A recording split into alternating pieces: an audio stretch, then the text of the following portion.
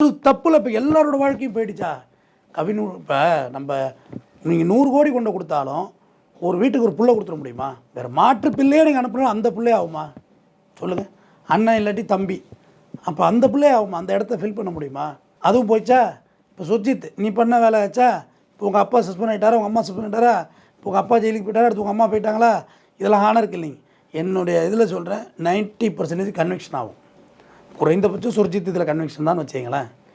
ஏன்னா ஹாஸ்பிட்டலில் கூட்டிகிட்டு போன சிசிடிவி ஃபுட்டேஜ் வச்சுருக்காங்க, மர்டர் ஆகிறது தெருவில் திரும்ப ஃபுட்டேஜ் வச்சுருக்காங்க. இவ்வளோ விஷயங்கள் இதில் இருக்குது. முன்கூட்டியே இதுக்கு முன் விரோதம் நிரூபிக்கப்படுது. ஏற்கனவே பல முறை கிளாஷ் ஆகிருக்கு.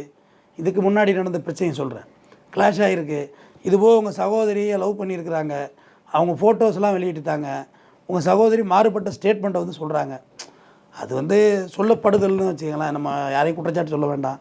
எல்லாருமே கார்னர் ஆகிட்டோம்னா என்ன பண்ண முடியும்? கவினும் செத்துட்டான், அடுத்து ஒன்றையும் கொண்டுருவோன்னா நம்ம என்ன செய்ய முடியும்? ஆனால் இந்த பொண்ணு நேற்றுக்கு இந்த வார்த்தையை சொன்னது ஒரு 4 நாளைக்கு முன்னாடி கவின்கிட்ட சொல்லியிருந்தாலே கவின் செத்துருக்க மாட்டான். கவினே உனக்கு எனக்கு செட் ஆகாது, எங்கள் வீட்டில் எனக்கு கொன்ற லெவலுக்கு கத்தியை தீட்டிட்டு உட்காந்துருக்காங்க, நீ உன் வழியை பாரு, என் வழி நான் பார்க்குறேன்னா உயிரோட இருந்திருப்பான்ல அந்த பையன். அதையே அப்போ சொல்லலை, இப்போ சொல்லி என்ன ஆக போகுது? ஆனருக்கு இல்லைங்களா? கொஞ்சம் 4 நாள் முன்னாடி சொல்லியிருந்துருக்கலாம்.